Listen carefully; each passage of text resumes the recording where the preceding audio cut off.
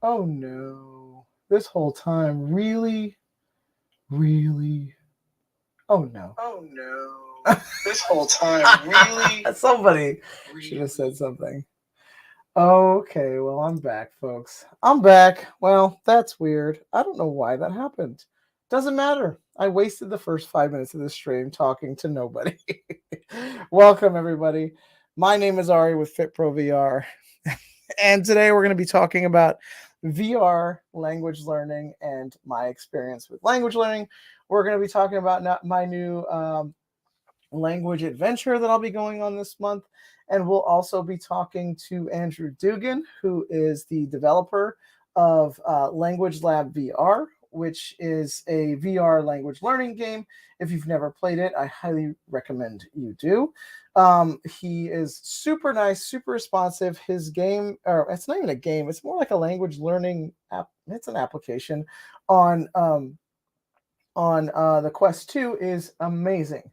Um, Thank you, Serena. I appreciate it. I am the dumbest idiot in the world. I always do this. I swear. If you've ever been to my live streams before, I always screw up the sound like for the first 30 seconds. But I was shocked that I didn't have anyone leaving comments. But usually someone leaves a comment saying, "Hey, we can't hear you." But I guess now you can. I swear to God, every live stream I do this. I screw up the sound somehow. Not a sound guy. Not a sound guy. Anyway, excuse me so much. But yeah, we're going to be talking mostly about language stuff today. At the end, I'll leave some room for some fitness questions, some fitness talk, because obviously this is a fitness channel. But I've always looked at fitness. I've always looked at language learning as like fitness for your brain. Now, I am new-ish to language learning. I am one of those people for the longest time that I felt like the ship had already sailed. I felt like I had already past a specific age, so I cannot learn a language anymore. And oh, how wrong I was. I um I recently started learning. When I say recently, I'll say it was December of 2021. I started learning Mandarin Chinese, and the reason I started learning, and yes, it's a very. I mean, even this, I'm wearing my shirt that I like to wear. It says it's backwards. 跟我说 Zhongwen, which means talk to me in Chinese in so many words. It's not a direct translation, but it's hey cha cha boom, long time no see, 好久不见. Good to see you all. It's been a while. Um, but yeah, so we're gonna talk about language learning in general. I'm not gonna just talk about Mandarin Chinese because I know it's not the most popular of languages for people to learn. For me, it's not a necessity, but it's definitely beneficial. If you don't know me, I'm a phys ed slash gym teacher at a large school in Philadelphia, and our school pulls a lot of students from the Chinatown districts. Like you know how most big cities have a Chinatown. Our school, our catchment area is that area. So 70% of my kids that I teach are Chinese, and a lot of them speak English, many of them don't. And I found that over my years of teaching there, it became very difficult to not only not be able to communicate for them with them, but not even give them basic instructions. And that was very difficult. Like you can only point and grunt at things so many times before people don't understand. And so in December 2021, I started learning Mandarin, and it's a grind. I'll tell you that much because I'm a native English speaker. I I do not. So my family, my dad is Mexican. I grew up in kind of a sort of a Mexican household, but not really because my dad moved to the United States from Mexico in the 60s, and he kind of embraced American culture and didn't want a lot of like Mexican culture in our house. He was very proud American. He wanted to speak English. He wanted to not speak a lot of Spanish. So the only time I really heard him speak Spanish was with my grandma Maria, who speaks no English. I mean, she's 90. Oh my gosh, she's like 98 years old. She still speaks no English. Lives in Los Angeles. But he would only ever speak Spanish with our family members, and he never really like tried to teach me Spanish because there was really no need. He spoke. I mean, not great English, but his English was he was fluent, and he didn't really want a lot of Mexican culture. Like I said, he wanted to embrace American culture. Like he moved here with the and became an avocado farmer in the 1960s. I want to say it was with the I'm probably gonna screw this up, but like there was some kind of program, a work program. It was like Cesar Chavez, Julio Chavez. I know those are probably two very different entities, but anyway, it was some kind of like work program from there. Don't really know. He died in like 1991, so I don't really have a lot of information on like that. And again, he was kind of a conservative Catholic-y sort of guy, so he didn't talk about it. So anyway, I've tried Spanish so many times. For me, I don't have a need for it. Like I have like one Spanish speaker at our school, and she speaks English. She always yells at me that I don't learn Spanish, but it's not something I'm interested in. I don't, Philly doesn't have a large Spanish speaking population. It's mostly English, a lot of Chinese, and a lot of, yeah, those are like the two main languages that are spoken here. So, so I've been learning Mandarin since 2021 December, and it's been going pretty well. I would say that I'm like a a high basic, maybe low intermediate. Reading is a struggle. If you don't know, Mandarin Chinese does not have an alphabet. Every character you have to memorize. So if you, it takes a good deal to memorize, like especially if you're, it takes a good deal to memorize so many characters. Like I think I probably have like 200 memorized fluently. The rest, and they're not pictograms. It's not like you can go, oh, this is a man walking, and that means walk. It doesn't always work like that. There's some that work like that, but for the most part, you're just memorizing stuff. And there's sometimes you notice that things look the same, but not always.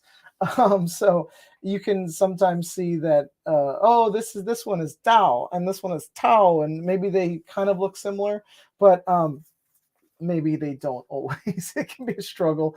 Speaking, very different. It is related to English in like zero ways, because it is just so different.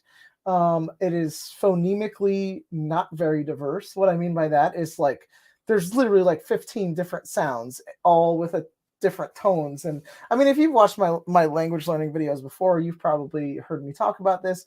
So it is, again, it's tough, but here's some of the things I've learned about language learning and reading in general. It is has given me newfound respect for people, and when I say people, I mostly mean like my students who struggle to read. So like if you've ever met someone who cannot read very well, I definitely feel what that's like, especially in Chinese, because when I go to read something, my brain is just working on overtime to get it figured out. Let me see if I can find an example. Let's see if I can find an example of some of the stuff that I read. I use Do Chinese, which is a type. It's like a reading program, and I read every night. I try to. Sometimes I fall asleep, but other times I do not. Okay, so Do Chinese. I'm going to put up a split screen here. I'm going to share my screen with you just so you can kind of see some of the stuff that I am. Save, sure. Save the password. I don't care. So you can kind of see some of the stuff that I do. Window, Edge tab, Do Chinese. Okay, so here's kind of what I look at when I'm doing Chinese. And these are it gives you the new lessons, and then right here it tells you a newbie, which if I look at newbie, I probably can understand 100% of it.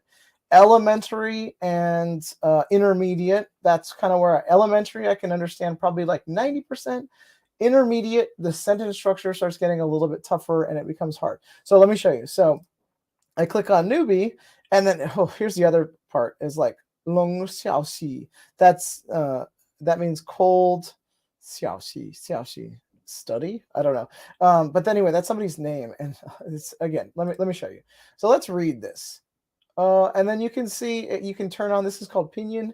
This tells you the pronunciation from each word, but I try not to have pinyin on. Can I see? So I usually turn pinyin off because this helps me read without like relying so much on this. And then if you hover over it, it'll give you the pinyin. So if you get stuck, so long. Oh, I'll try not to look at the pinyin. 龙小溪是一个学生. So that means Long Xiaoxi. Sure you go. So Long Xiaoxi is his name, is a doctor. Okay. 他在医院工作. That means she works at the hospital. Okay. 她工作2年了. She's worked at the hospital for 10 years. So I'm sorry, for 2 years. 2年到. 2年前, 2 years ago, and then it goes from there. So that's how kind of reading Chinese works. But these are very simple sentences, and you can turn on the pinyin if you just wanted to pronounce it. I try not to, again. And then you can also put on the sentence meaning right here. I guess it's right here. I've never actually used this on a desktop, so I don't know. Story overview. And then it tells you all the different chapters. So the newbie stuff is kind of easy for me, and then it gets a little bit tougher as it goes along. However, that's kind of where I'm at for Chinese. I'm going to stop my screen share with you guys. So I am embarking on a new language learning journey. I know. I don't have free time as it is, so why not? But this one, I've been taking some tips from some YouTube polyglots who say that if you like learning a language, it's not like a study thing. It's not a necessity. You're not going to school for it. You should study too. And here's why. You should have a language that is going to help you. Okay, that's going to help you in your day-to-day life, which for me is Mandarin. It definitely helps me, and it impresses the hell out of people too when a white guy can speak Chinese. Like, I understand why Xiaoma is so popular on YouTube, because he's just kind of this dorky Jewish guy in New York, and he goes around shocking the locals. It's a little corny, but like it is, like, people do go, "Oh, your Chinese is so good," when in reality it's really not. And then, so I'm going to be starting a new one. Does anyone want to take any guesses as to what language I will be starting next? Newsflash, it's not Spanish still. But you should also have, what I mean is you should also have a leisure language, meaning one that you're not like pressuring so much to learn, one that you want to kind of learn just for fun. And it's definitely, I've definitely found that. I'll give you guys a minute. All three of you who are here, I'll give you guys a minute, because at 2:30 I'm gonna have Andrew jump on, and if you're just jumping in, Andrew Dugan is the developer for the VR game, Language Lab VR on the Quest 2, which is an awesome resource. I actually use it all the time. Cha-cha boom, it's actually not Russian. I've looked into Russian. Russian sounds very difficult. There's a lot of apparently it's a very difficult, I mean, Mandarin's very difficult to master, so it's not like I'm like afraid to try a hard language, but it's Russian just sounds a little too much for me. It's funny, my grandpa is actually from the Ukraine, and he could speak Ukrainian and Russian, but he never did, because he came over and he wanted to forget everything. Like, they came over from the Ukraine and just didn't want to do anything Ukrainian or Russian. They just wanted to do all American things, which is, respect that. But no, not Russian. I will not be learning Russian. However, your dad was from the Ukraine. My dad is from the Ukraine. My grandpa, rather, not my dad. My grandpa actually came over in, I want to say, the 1920s from the Ukraine. I actually have his, oh my God, why can't I think of this? New York, not Staten Island, the Ellis Island. I have his Ellis Island paperwork. And it's so interesting because, and I'm going to put it in the comments, my uncle and my grandpa both came over. Okay. So my grandpa wrote his name as Schkinder, Schkinder. My great uncle, wrote his name as Schkinder. So on all of their documents, they have two different last names because neither of them can write. They could not write when they came over. So when they said their last name, they were in different, like, I guess, lines, or different people were processing them. One of the people who processed them wrote Schkinder, SH, and the other one wrote SCH. So it's just kind of interesting. Like, that's kind of how languages go. Um, they're very diverse, and there's no wrong way of writing it, but all of our paperwork, it's different. So it became kind of a pain in the ass for them to get things done and like show people that they were related, and that's kind of the story that got passed along. So no, not Ukraine, or not Russian though, but that is interesting that your dad is also from the Ukraine. But my grandpa's long dead. He literally smoked from when he was like 13 years old, and I can't even remember when he died. I want to say 1990. I forget. I was there when he died. It was weird. That was like one of the first times I ever seen, like, okay, so my dad died, but like I kind of saw him after. I saw my grandpa like as he was dying, and like I got to hear the death rattle for the first time in my life, which was very interesting. If you don't know what a death rattle is and you want to be completely traumatized, look it up on YouTube. But it's very just like I can't even describe. It's so hard to explain, but it's definitely something that's not it's not pleasant. It's not a good thing to see. But yeah, I want to say he died like maybe 96, 97. And then my grandma survived for another few years, and then just like they were just smokers, man. Like back in the 90s and 80s and 70s, that's like people did. I always thought it was so weird when people's houses, I'd go over to my friends' houses and they didn't smell like cigarettes. I was just like, what, your parents don't smoke? Or your grandparents don't smoke? It was always such an odd thing. So yeah, and I just remember the 80s and 90s, and some of the 90s, not all of it, but most of the 80s smelling just like cigarettes, because my my grandparents lived in Chula Vista, which is in Los Angeles. If you're not familiar, Los Angeles is a lot of little tiny cities, and then they moved to Vegas, which was like they just blew all of their savings on gambling. Like that's what my grandma did. The first time my wife ever met my grandmother was we were in the living room, and my grandma was, again, first time meeting I guess she was my fiance at the time, but she I still remember this. This was my wife. She was like showing pictures, and literally 5 minutes later was like, we have to go to the casino. Like she literally had to go to the casino. She was so addicted to gambling. It was ridiculous. And it was my grandmother was very New Yorker. She was such a New Yorker, Manhattan. Um, and my grandpa was from Hell's Kitchen. And this is back when both of those neighborhoods were not great. And but yeah, she was such an abrupt New Yorker. It was so funny. But yeah, she died too of like she had lung cancer, but it was like she didn't know, because all she did was just smoke all the time. And then she had an embolism in her heart, and it just one day just exploded and she died. It was insane. So yeah, that was different. But yeah, enough about death. Let me show you what I will be learning in the next starting sometime this month. I think I'm going to start like mid-month, because I do have some preparation I have to do. Let me share a screen. And bada bing, bada. Uh-oh, I messed that up. But you probably saw what it was. Hold on. Let me try that again. Because I haven't used this program in a while, so it's kind of tab. There we go. Okay. Bada bing, bada boom. So I'm actually going to be studying Korean, and I'm super excited about Korean. It is.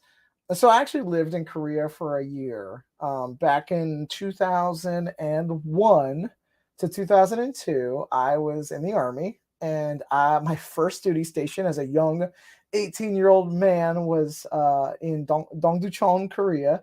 And for the life of me, I didn't appreciate how awesome that was. So here's what I'm going to be doing is this next month is going to be kind of lighter on the fitness videos. And I'm going to cover a couple different fitness things, but I'm going to be focusing a lot of this month on education and language learning. And 90-day Korean is what I'm going to be using as a base program for language learning, because what I found was a lot of the language apps in VR, while awesome, are not incredible for like establishing a base. And what I mean by that is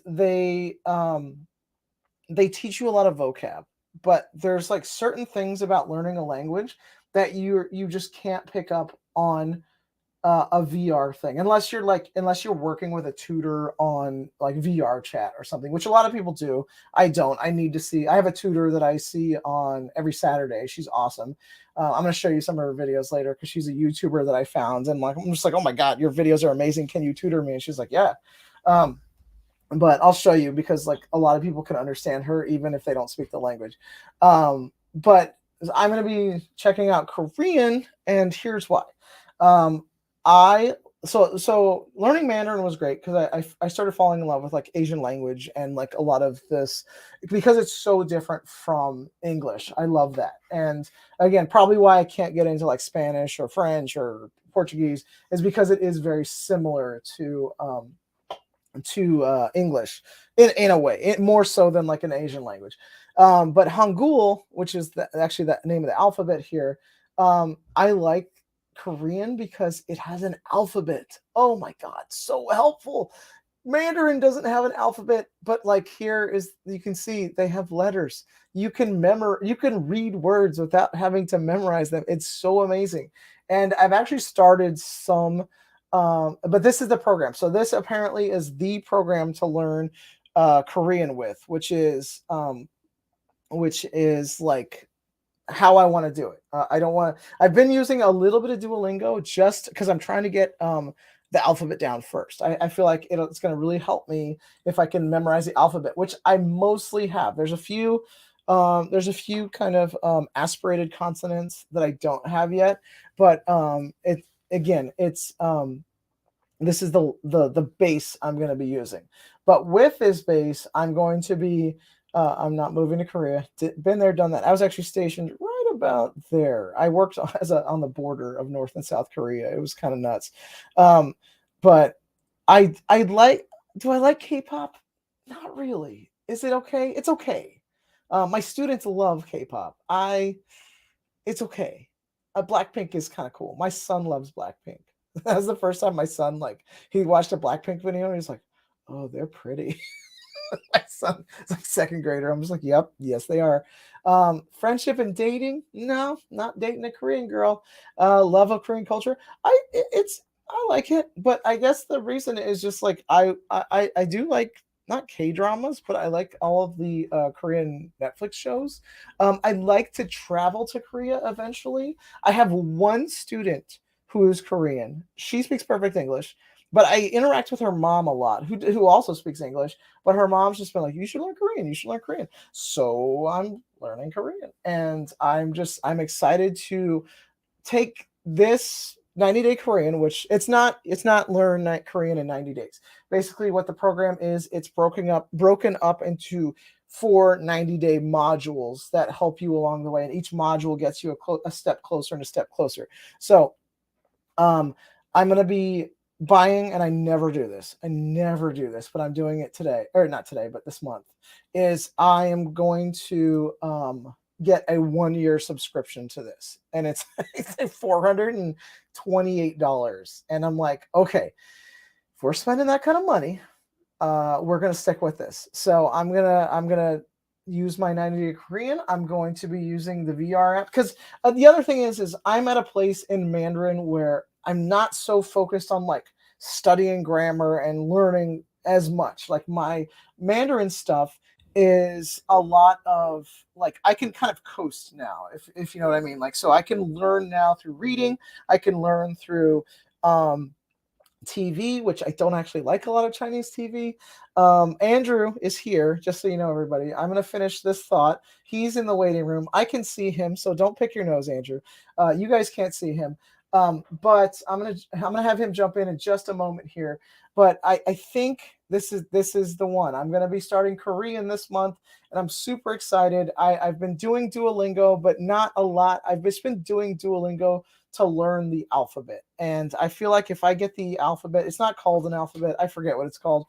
But again, I'm going through it as a baby basic beginner, and I'm gonna go back and I'm gonna re-review all of the language learning applications that I did before, but I'm actually going to be reviewing it as a beginner because I feel like it was a little unfair when I reviewed some of these apps because I had kind of a base of understanding. So it maybe isn't what most people's experience would be if they were jumping into this. But I'm gonna go back. I'm gonna do language lab. I'm gonna do noun town. I'm gonna do Mondly, and I'm gonna do. There's one other one that I forget. I forget what it is, but I'm gonna go back and redo that one as well. So without further ado, if you can give me one moment to figure out how computers work, I'm gonna bring Andrew on. Now, if you didn't know, Andrew is one of the developers, if not the main developer. Is that a thumbs up or is that a thumbs down, Andrew? He's Ibamban. He's sort of the main developer, but not really. He's the coolest out of all of them. He's the most handsome, that's for sure.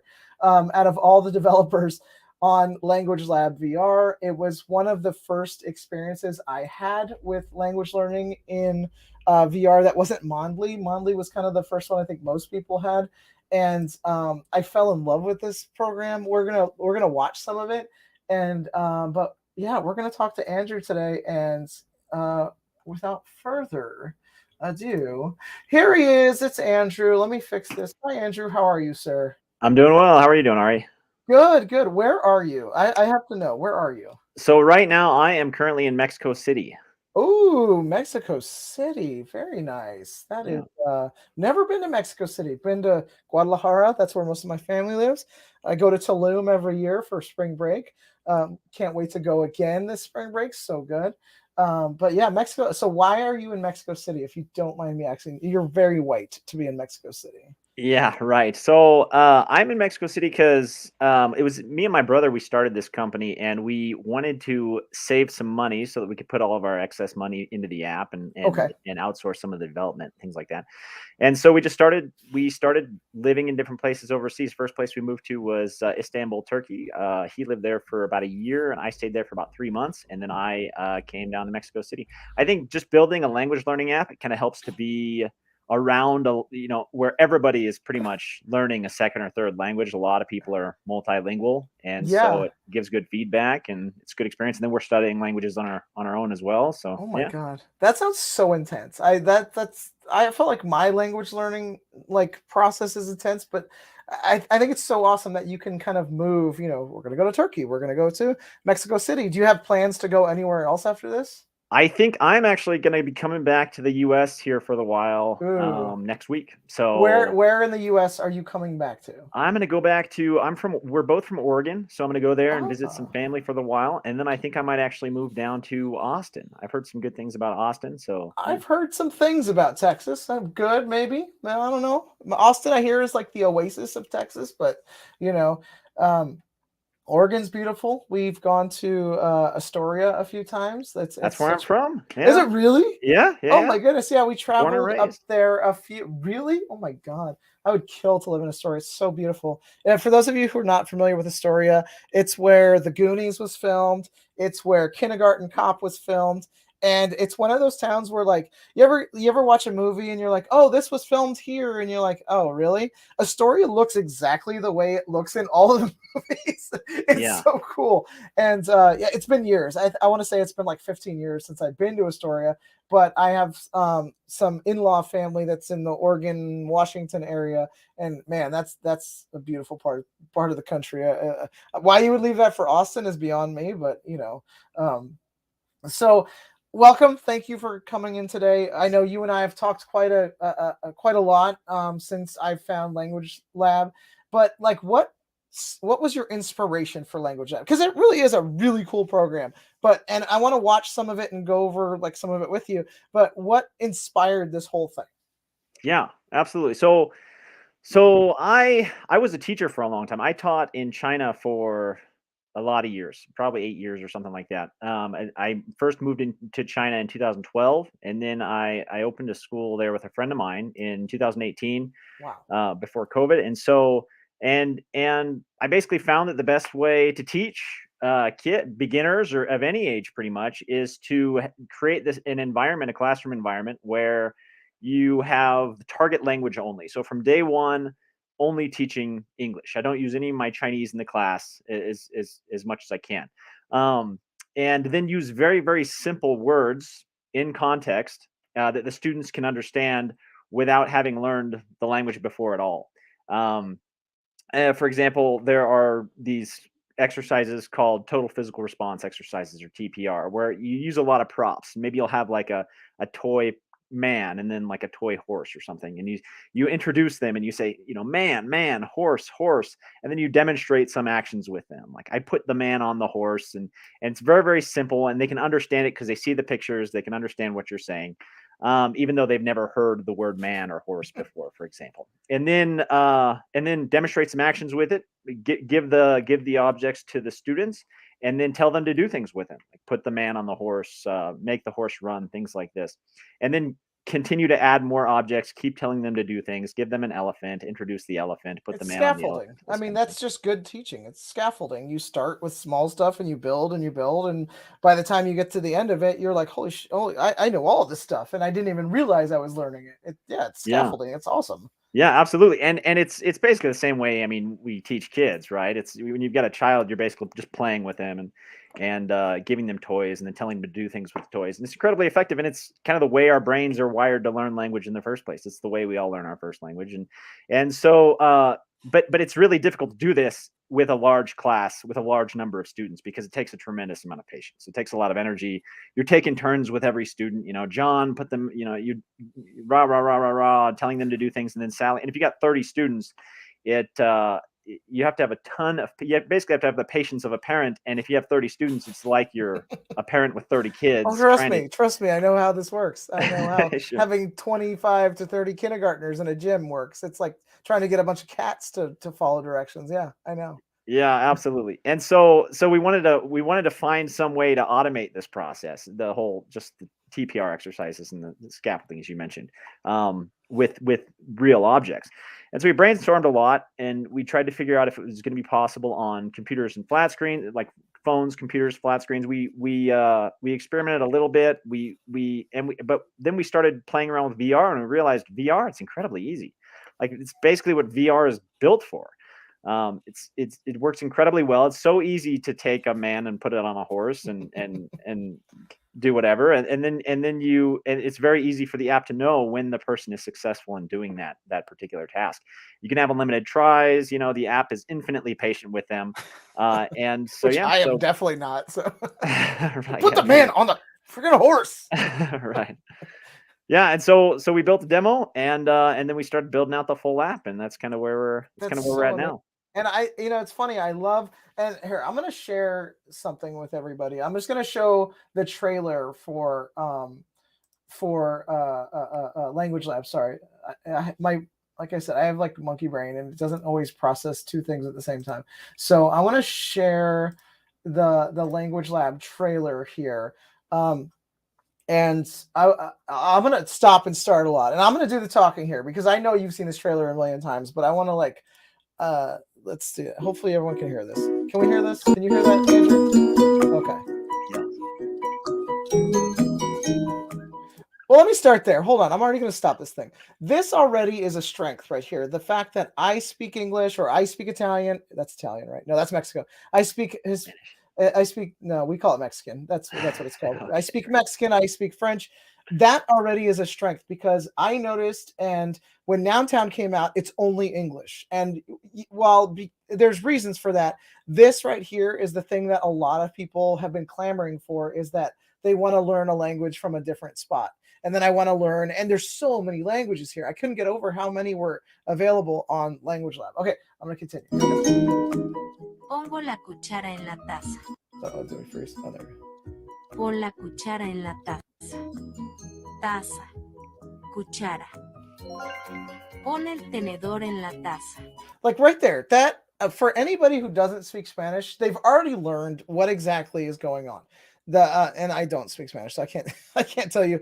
I can't remember all the different words for it, but it was definitely put the spoon in the cup. You learn that afterwards. I mean, you can just mess around with it, but that right there is just like when I opened up for Chinese and started doing that, I was at a point in Chinese where I'd never heard anyone, tell me to put a spoon in a cup, because they're all the same, correct? They're all the same, like, exercises for every language, if I'm not mistaken. Yeah. So yeah, like exactly. I've never been in a situation where it's like put the spoon in the cup or put the fork in the cup with the and then it's exactly what you were saying about how it introduces a bowl and a plate and a knife and it scaffolds exactly the way you're saying. So let me see. Tenedor.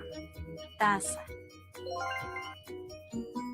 Я включаю душ. Yeah, the douche, always with the douche. Душ. Stop. Forno. Panela. Love it. This is so Ovo. amazing. Frigideira. 打开风扇。 I know that one. I know that one.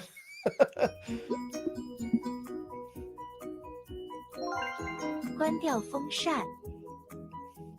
I always think it's so interesting because I work with a lot of Chinese speakers that and they often have Chinglish English. So where the one girl will go and like, I can't close the light in the bathroom. It's so funny. Or I can't open the light in the bathroom. It's always funny because that's also another way to learn a language is like using Chinglish in your brain because of the sentence structure being so different. But I always like that. That's great. But it's so smart because it's so just like, you would think this is boring. Like you would think, oh, cool, I have a VR game that I'm turning on and off lights. But when you actually play this, you're like, oh snap, I'm learning like way faster than I would with Duolingo or with anything else. It's crazy. Yeah, that's great. Let me see. It's not a long trailer, so I'm just gonna go see. Estante. Here we go. Abajur. Relógio. It's a little glitchy. I'm sorry. Car. House. Tree. Truck. Telephone pole. I like the English thing. Okay, it's kind of being a little glitchy on me, so I'm gonna stop it. But I just that right there. I mean, if that doesn't sell somebody immediately on the program, I don't know what would, because I think a lot of it has to do with like people are just kind of scared to get into a language. And why do you think people should learn a second language? Because in America, we're kind of the like there's like this running joke with people that it's like it's bilingual for 2 languages, trilingual for 3 languages. It's not monolingual, it's American, because most Americans don't learn that. And why do you think people should learn the language? You know what I mean? Like why should you learn a second language? Yeah, I think that depends a lot on the language that you're learning. Like I think we're English speakers, so I think we approach learning a language much differently than people in most of the world. Like for example, I think it was Louis van Aan, the one of the founder of Duolingo. He put this into perspective quite well. One time he said that basically from a language learning company's perspective, you can basically break the market into 2 segments for globally. You've got people who are learning English specifically to improve their lives and access more opportunity. And then you have other people who are learning a language other than English as a hobby. And it's kind of a generalization because there are a lot of people who are learning other languages to improve their, for more opportunities and stuff. But the majority of the world is learning English to access opportunities. And so I think it's the lingua franca, it's the one that like if you only learned like if you weren't an English speaker and you wanted to learn a language to help you, it's probably English, because that's like anywhere you go, someone is going to speak English there, unless you're like kind of the outer provinces in China or something. But like most major cities, you're going to find many people who speak English. Yeah, absolutely. So why should people learn? I think like if you're learning English, you should learn it for access to opportunities, access to the world of science. Academic papers are overwhelmingly in English. The internet is largely in English. If you're learning like a coding language or something, that coding language is pretty much designed in English. Just like changing the world can essentially be easier if you speak English. It's true. But for other languages, I think I enjoy learning other languages mostly because it kind of gives you the ability to connect with a lot of interesting people. I mean, there are interesting people, they're everywhere, but they don't always speak English. And so, so yeah, being able to speak another language, just it opens your access to more humans. I've found that it also like changes the way your brain works. Like that was a big thing that I didn't realize when I just started. Like I started Mandarin a few years ago. I didn't realize how much my brain was gonna like, I don't know, open up. And I guess it gives you a lot of empathy for English speakers and who are learning English, and you become more patient with people who don't speak English very well. And what I was saying earlier in the stream was that like I empathize so much with my kids who cannot read very well now, because like I just this year, I want to say like in January, I made an effort to start like learning Hanzi and like trying to read Chinese without the pinyin, and it's so hard. And like I'm just like, I see the kids who struggle, like who are American, who just don't have a base of reading because, you know, for whatever reason. And they kind of, when you hear them go to, you know, and like I am so much more like, no man, take as much time as you need. Yeah, you like that. I'm proud of you for getting the cats. You don't have to say the rest. Like it is Yeah. crazy how inspiring that is. Like how your brain just changes. Can I ask how did you because I was watching earlier, your Chinese is pretty good. How did you do all self-study or did you take classes It's or really bad. It's not good. But so I am doing, I would say 90% self-study. And then just this year, I started working with a tutor on italki. Now, I had a tutor from before, and she was okay. We just didn't really mesh well. But I found, and you know what? Actually, I told everyone I was going to do this. I found this girl on YouTube, actually. Her name's Amber. She does, she has a channel called Blah Blah Chinese. And it's, I watched her channel, and I watch a lot of like Chinese YouTubers and stuff.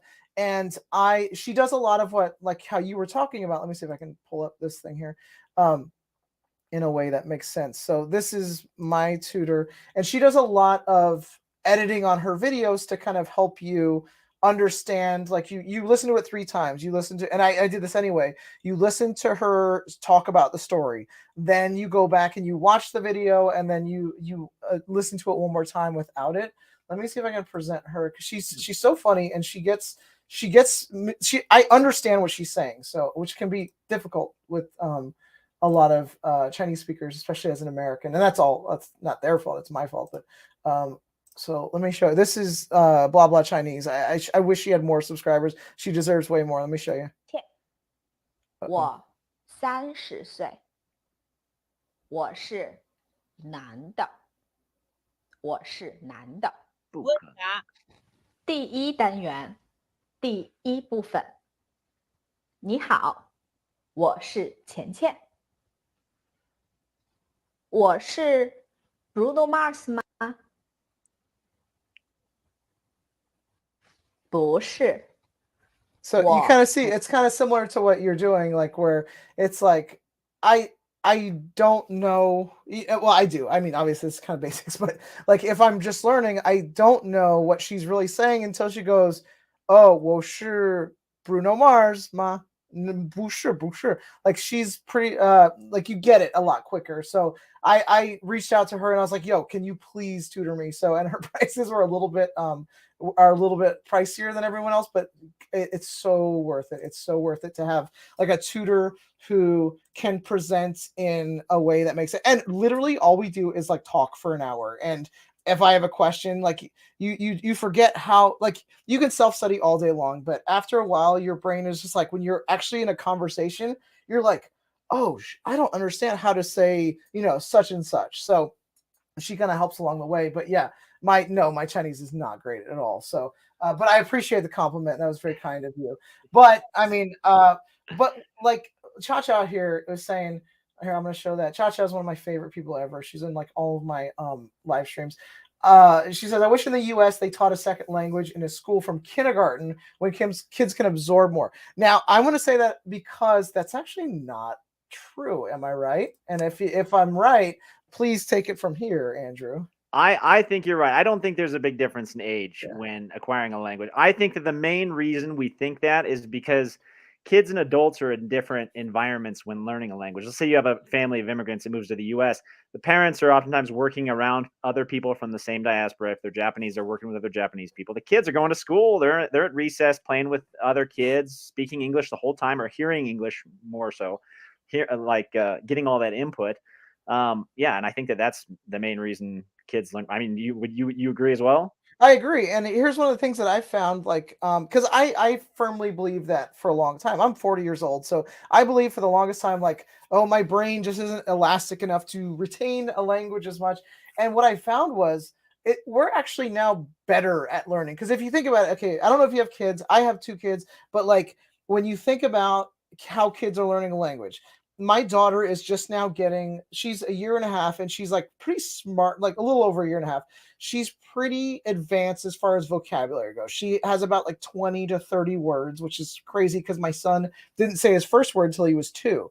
Now, if you put that in perspective, if you as an adult are studying a language for a year and a half, you're going to have a much larger vocabulary than like a 1.5-year-old, because you kind of can relate it to different things. They can only kind of point and go apple or cat or things like that. But I think it's quite the opposite, that as an adult, if you're motivated enough and you're invested enough in your time, you'll learn a language much faster than children will. I think a lot of people see as a daunting task. And when we watch kids, it's like, yeah, you get to watch them grow, but it takes them a long time to become fluent English speakers. Like, it's not until, I want to say, like the end of preschool, like 4 or 5 years old, is when they're, fluent, which is kind of a BS word anyway. But what I want to know for you is, like, what do you think that barrier is for keeping people away from a language? For me, I think it's the maybe the time investment. But what do you are more world traveled than I am. What would you say is like, for, I would say mostly English speakers, but I mean, for whatever speakers. I think for mostly English speakers, and also largely like Chinese students in China, or English students in China, rather, people learning English in China. It's kind of similar, and it's that like, I think the way we were taught in school made us feel like it's an impossible task to learn. I spent so many years in school studying Spanish, and when I got out of school, I mean, I couldn't speak a word of Spanish. Nothing. Me too. Yeah, but I imagine if you've already learned a second language, it's probably going to be easier to learn a third language. Maybe not necessarily because you understand the grammar, but more because you have that confidence. It's possible. You know the process too. Yeah. And then you know the process. You know what worked for you before, and you can repeat it. Yeah, exactly. Absolutely. That's why I'm excited to start Korean. I'm like, I kind of knew I made a ton of mistakes with Chinese. Like, I tried a bunch of apps that just, like, they were fine, but it just didn't work for me, or I just didn't retain. Like, one of the apps that I gave like a college try and then some was Drops. And that's the one. I don't know if you've seen the cell phone one where it's like pictures, and it's like little mini games for Chinese. But after using it, and it has a streak, so of course I'm just mentally invested in a streak. I couldn't retain a lot of the vocab from Drops alone. Whereas when I'm learning things from, let's say, my tutor, or speaking to the students at school, or using like a VR thing where it's an immersive environment, you're making strong visual connections to what it is you're doing. I retain that a lot quicker. So, like, I feel like I don't want to have to do. My only struggle was they don't have Drops is one of the few language learning things that has Cantonese, and I've been wanting to add that along the way. But if nobody in here knows, Cantonese is an endangered language that is slowly, as much as you might see it in like kung fu movies and stuff, it is kind of a dying language because there's not a lot of resources for people to learn it. But most Chinatowns, like the Chinatown our kids pull from, most of the older folks speak Cantonese and the younger kids speak Mandarin. It's pretty interesting. So it's that's one that I talk to the Nountown guys. I talk to you guys. I always push everyone. I'm like, oh, please make a Cantonese resource, or even like a Fujonese. Fujonese is very difficult to find any resources from, but I'm sure, you living in China, you probably know that as well. So what's your motivation for learning Fujonese? Fujonese is spoken by a lot of Chinese speakers when they don't want you to know what they're saying in Mandarin. And I noticed that in Chinatown, a lot of the business owners speak Fuzhou. And I have 3 students at my school who speak Fujonese. And it would just be kind of interesting because it's not too far off. I mean, there's like, I want to say there's 20, is it 29, 41? There's so many different dialects of Chinese, but like Fuzhou, Cantonese, and Mandarin are like my 3 that I'm most interested in. And I feel like once I master, quote unquote, Mandarin, I can kind of branch off into Canto and Fuzhou. But we do have a lot of Fujonese speakers in New York's Chinatown and even Philly's Chinatown. So it would just be interesting to learn because it's cool. But All right, so I've talked a little bit about some of the language learning apps that are out there in VR and even non-VR ones. Like I've played Earthlingo. It's whatever. It's not great. But what do you think separates your application, Language Lab VR, or Language Lab? And I always say VR because the algorithm picks up Language Lab VR. When people search for Language Lab, they're always going to add VR. So I'm in the habit of saying that. So what do you think separates your application from anyone out there? And I don't mean to like talk shit about anybody else. It's just like what makes yours like what's the one that makes yours the best in your opinion? Yeah, absolutely. Um, so I mean, much like the classes I teach in person, and my favorite classes I've taken too when studying languages, I think the format is different than traditional lessons. For example, we don't have any grammar lessons. We don't teach grammar rules. You shouldn't. I mean, most people don't need to learn like that. So Yeah, and and I have a pretty firm opinion about what is the right way to learn languages, and that very much comes out in the app. Like we don't have grammar rules. There's no real multiple choice or gap fill exercises for sentence structure, things like that. It's focused completely on input, and it's focused completely on audio input as well. We that's do have a Steve subtitles Kaufman, option, yeah. so people can use the subtitles if they prefer to be able to see. But yeah, I mean, it's pretty much focused all on input, and there's not a lot of also it's target language only from the beginning. So yeah, you don't have any of your native language playing while you're doing it. But there's also not a lot of hand holding in the lesson. So it takes some thinking, it takes some focus. And at first, I think for a lot of people, it seems a little more difficult than most apps. But once you get started, you kind of forget it's a language learning app. It feels more like an audio puzzle, essentially, where you're trying to figure out It what really pieces to put does. together It based on really the does. And like input. one of the things I love about it, like I said, the hand holding thing, I think that's great. Like there's very little hand holding. Like I think the only time that I get frustrated, and this goes with any game, is like if there's like a glitch or something, and like my hand gets stuck opening a cabinet. But like that's literally every VR game you'll ever play. So I don't get mad about it. But I think one of the things I love about it is, like you said, there's no hand holding. I'm glad you can turn off the pinion. I don't like having the pinion. It becomes a crutch for me. And for those of you who don't know, pinion is just basically a Romanized, westernized way of reading Chinese, which is not like helpful for me. It is as a beginner, but like after a while, you need to get rid of it to progress. And I love that you can turn that off.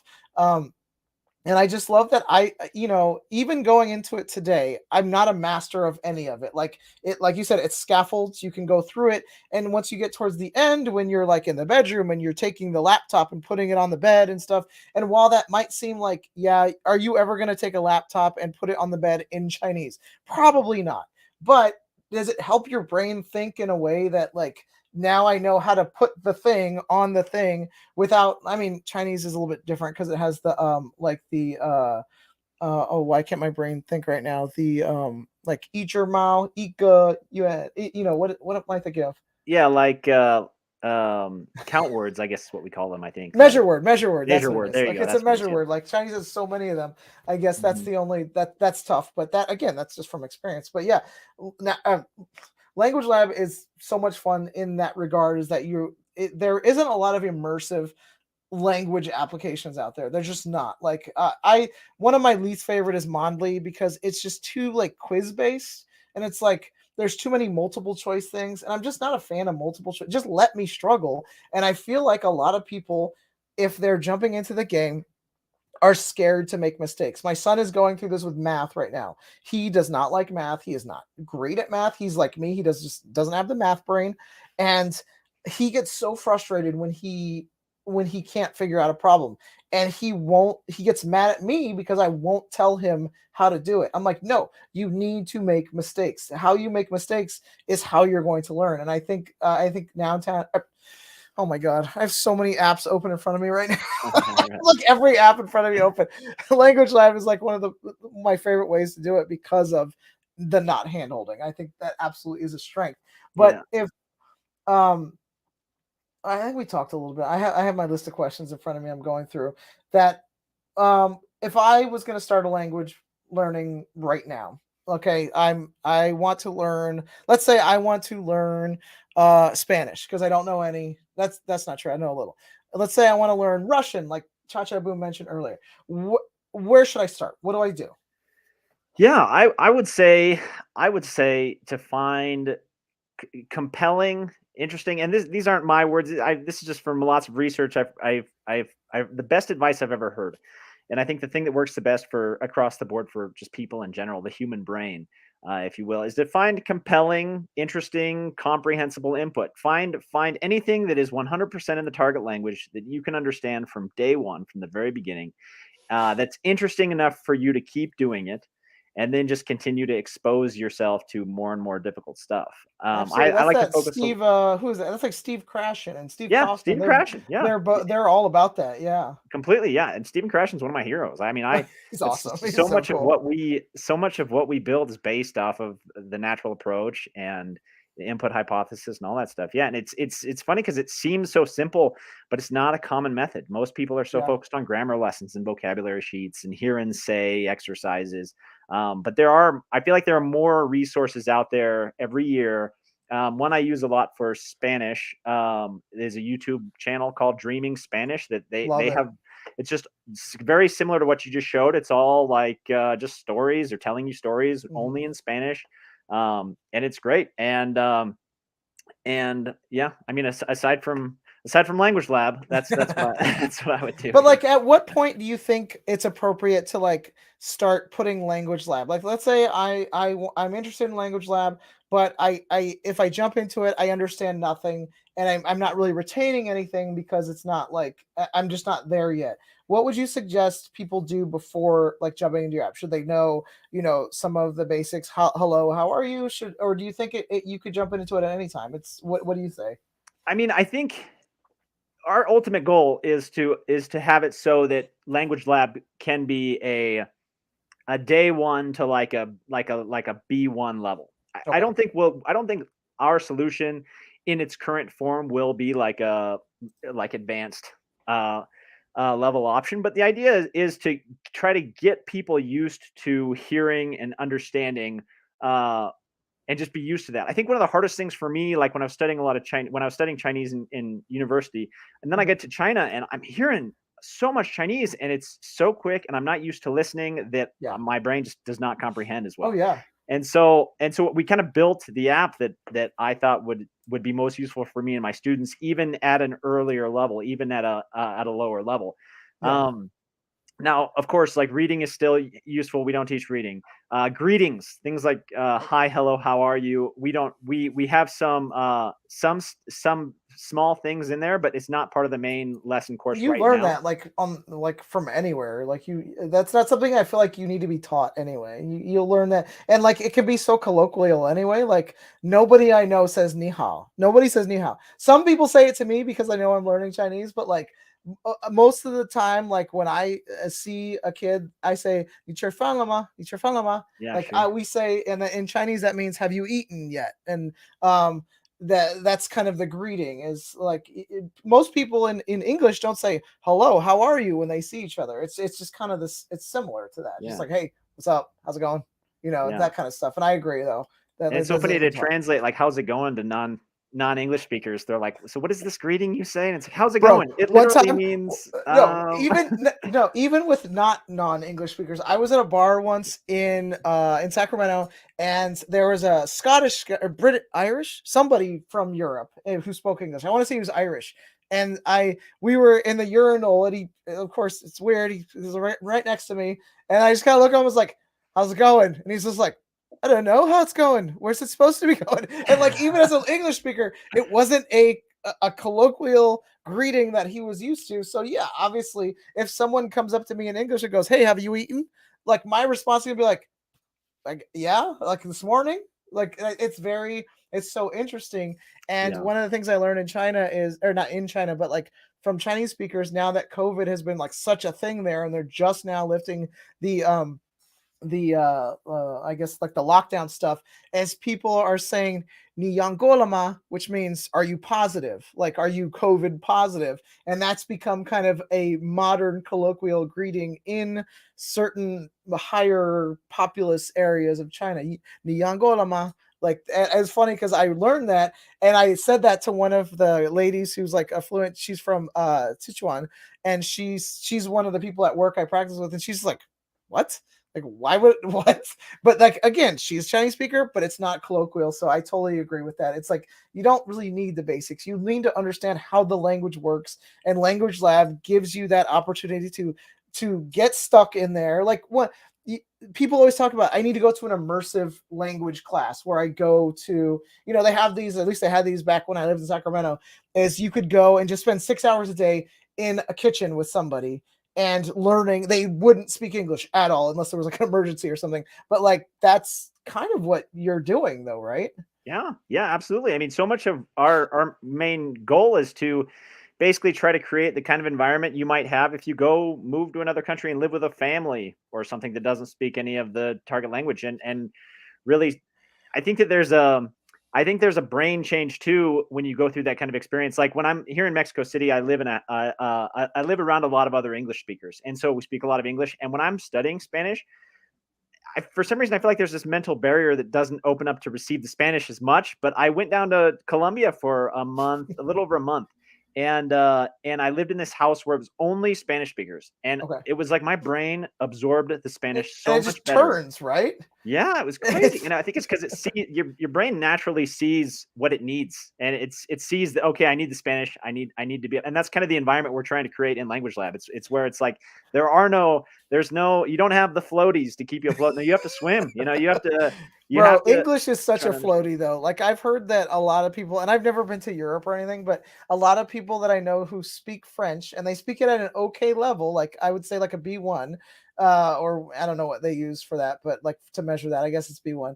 But like they'll go to France, specifically Paris, and speak French, and someone will just switch to English because they don't want to deal with them in French and don't want to have to. And I feel like that sometimes if I'm talking to somebody and I'm like, I'll ask one of my students, I'm like, hey, can we speak in Chinese?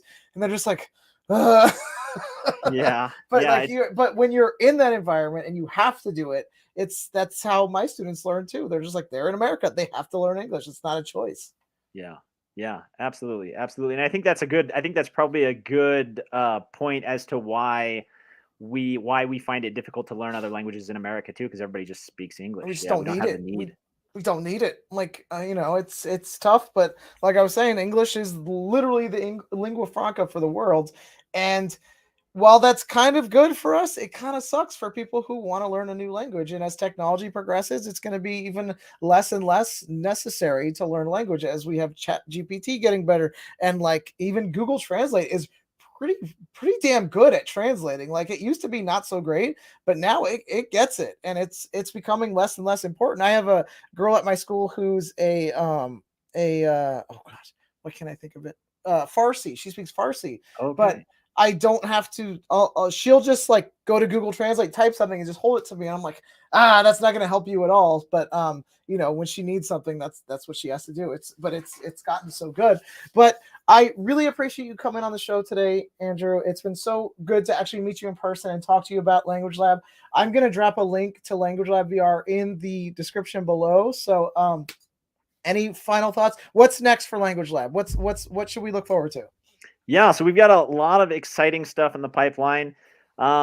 We are working more. We've got some new features here that are going to be based on. It's going to combine more generative stuff with. We're also using some AI stuff for translation, because the whole goal here is to create basically unlimited content. That's the biggest challenge, I think, for any language learning app, is you really need to have so much content that people don't run out, they don't get bored. And so, so we've got some cool new features coming that will be, so there'll be a lot more content. And then we're working on some cool stuff around stories, like because back to that idea of wanting to basically be in a house with a family that doesn't speak any of your native language.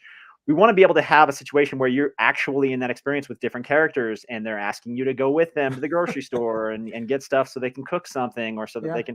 So we have a lot of big plans around that too. So that's great. I'm looking forward to it, and I'm going to keep making content for it because I'm a firm believer in it as well. So I want to get that out to as many people as possible. Again, thanks for coming on. It was a pleasure to have you, and I will see you next time. All right. Yeah. All thanks right. so much. All right. Take care. All right, that was awesome. Oh my god, that guy's so cool. I highly recommend anybody who is interested in even just wanting to experience what it's like having a second language, like just being in that kind of immersive environment, to check out Language Lab VR. I am, you know what? I'm going to end it here. I have had a long day. I've been at the Korean grocery store all day. I've been practicing some pronunciation with the ladies at H Mart, and I am ready to call it a day. Friends, it's been so awesome. I love you all. My name is Ari with Fit Pro VR. Don't forget to get your language learning practicing today. Bye bye. Bye bye.